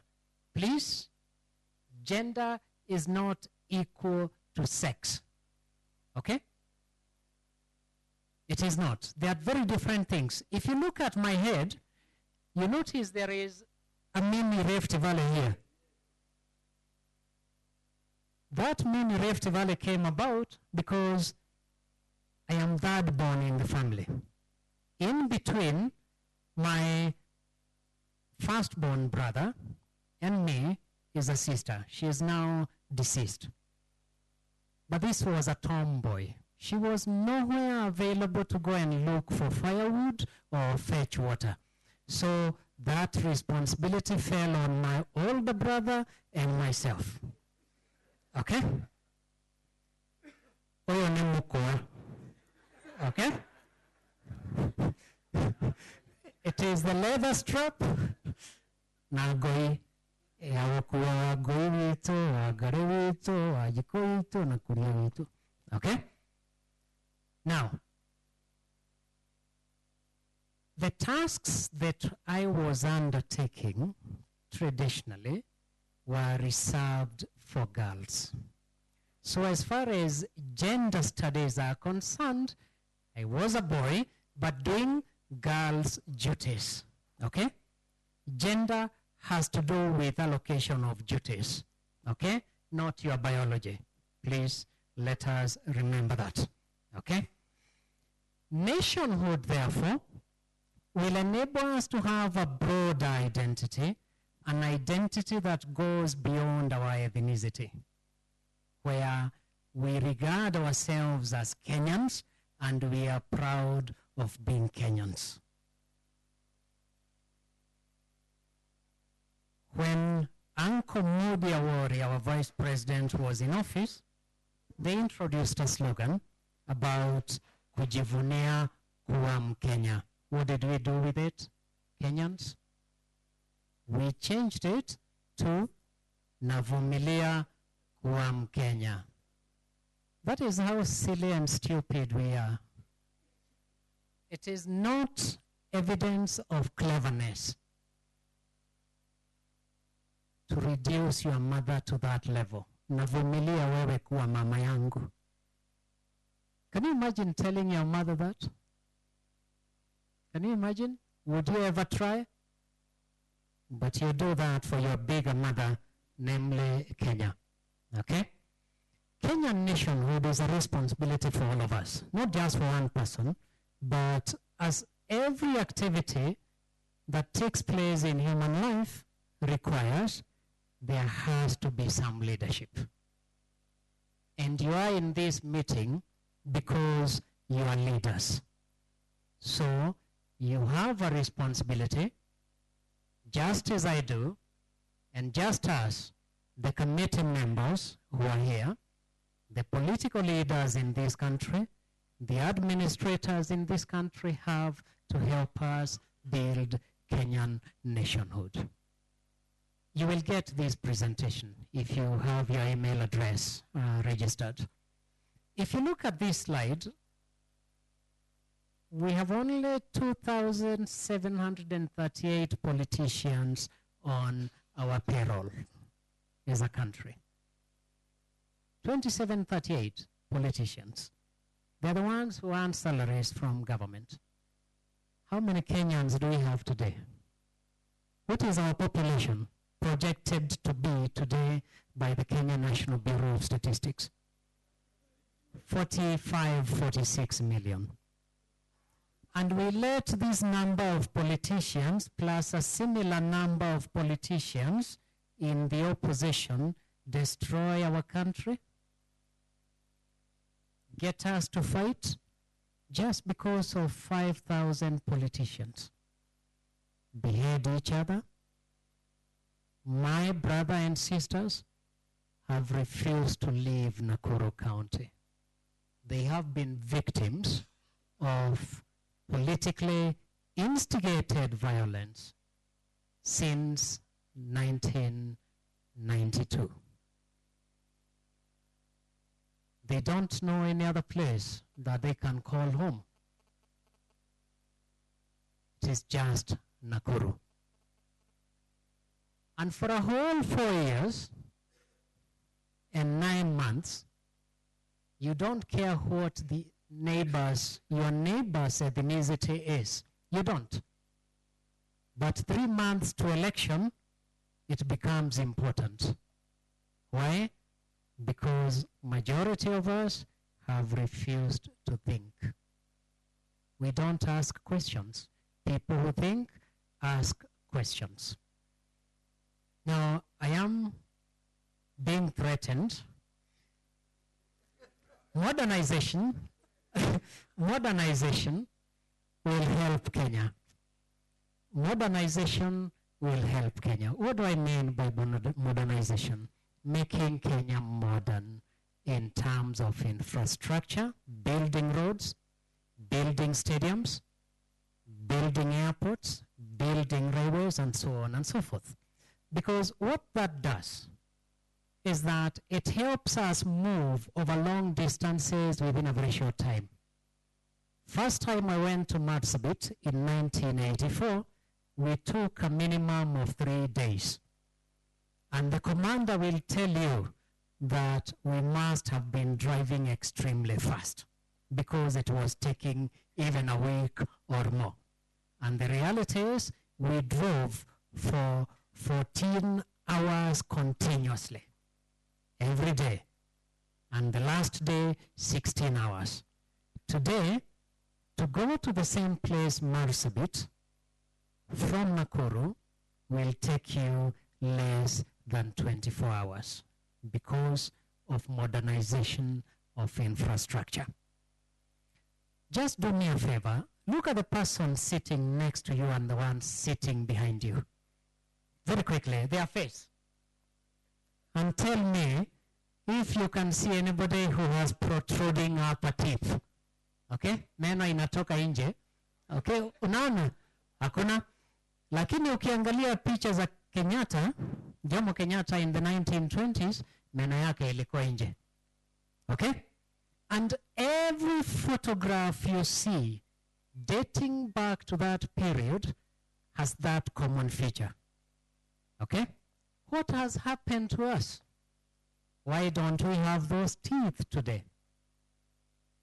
It is because from the 1920s to now, we have been modernizing our infrastructure, shortening distances, meaning that instead of marrying your neighbor's daughter in the same village, now you travel over a long distance. Okay? And what this means is that umekuwa ukikoroga genes kutoka sehemu nyingi sana Kenya. Okay?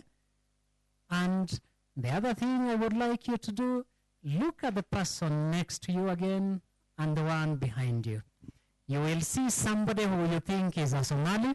You will see somebody who you think is Borana. You will see somebody who you think is Masai, and so on and so forth. The reason being, modernization. Unakoroga genes, so none of us is a pure Gikuyu in this room. If you believe you are, you believe in a myth. It is not scientifically provable. It is not. Okay? You believe in a myth. There is a Gikuyu paramount chief who was a colonial chief by the name Gathirimu. Kinyajuiwa Gathirimu. What was his ethnicity? Ari Modoroho. Okay? Ari Modoroho. Non Mugikoyo. Yudoa culture. Okay? That is the reality of the matter. No Kenyan is a pure Masai. No Kenyan is a pure Somalia. No Kenyan is a pure Luo. No Kenyan is a pure Meru. None. It is a myth. We are a hybrid population like any other population in the world. Okay? We are hybrid. There is not a single community in the world that is pure. None. The entire world is made up of hybrid populations. I am finishing. Last slide. Now, because when you talk to human beings, they want to know what benefits they are going to reap from engaging in a certain project like the Kenyan Nationhood Project. You are investors. You can live, once we attain our nationhood, anywhere in this country freely, without fear of losing your life or finger or losing any property that you have, because we shall be having a sense of oneness and community as Kenyans. You will be able to conduct your business anywhere in this country. And you will help us even further by engaging in more hybriding of our genes. It is extremely essential to engage in hybriding of our genes. You will also, because you're not afraid of losing your livelihood or property or investment, help to create employment for younger Kenyans. Government employs far less than 1 million Kenyans, approximately 700,000. Who employs the rest of Kenyans? The private sector. Each one of us here has probably somebody they have employed as a house help. You have an askari, a gardener, and so on and so forth. That's how you create employment. And the moment we are able to move around and invest anywhere, we change our thinking. We stop being narrow-minded because we have mixed as population and we have a sense of oneness. We shall also be helping Kenya to modernize and to create wealth, and there are opportunities for every Kenyan. Thank you very much.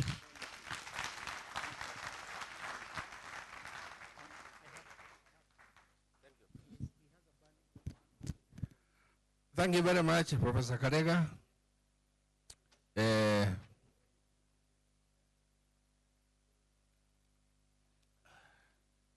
Tumefurahia aliyosema.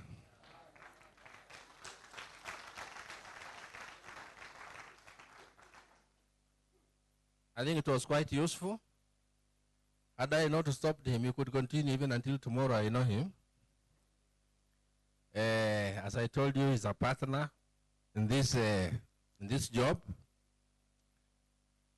I think now we are getting tired, isn't it? To be honest. Tukisema ukweli. Today was the first day. We did a lot of traveling. We have done acclimatization. So, and then we have had lots of heavy work. Kwa hivyo nafikiri tutakomea hapo au sio? Sio imetosha leo? Kwa hivyo nawashukuru for being very keen in listening. Whatever questions you have, we shall have a plenary tomorrow. Nafikiri today the mood is no longer there. So if you look at your program, the time starts tomorrow when? Will you be able to make it? Thank you. So without any further ado, may I call the chairman to come and say one or two things. Halafu tutasimama tutaimba national anthem. Ndio prayer ya kufunga. Chairman. Tumpigie komanda wa siku leo makofi. Tena. It is sometimes very difficult, inahitaji DC or DC kusimamisha professor when he is engaged. You could see it. But you saw the way anasimama to the way wanasimama. Na unaona anasema he's intimidating me, trying to appeal to you. Sasa, I would like to kindly ask the live coverage John, we now go off so that we make some announcements. Is that okay?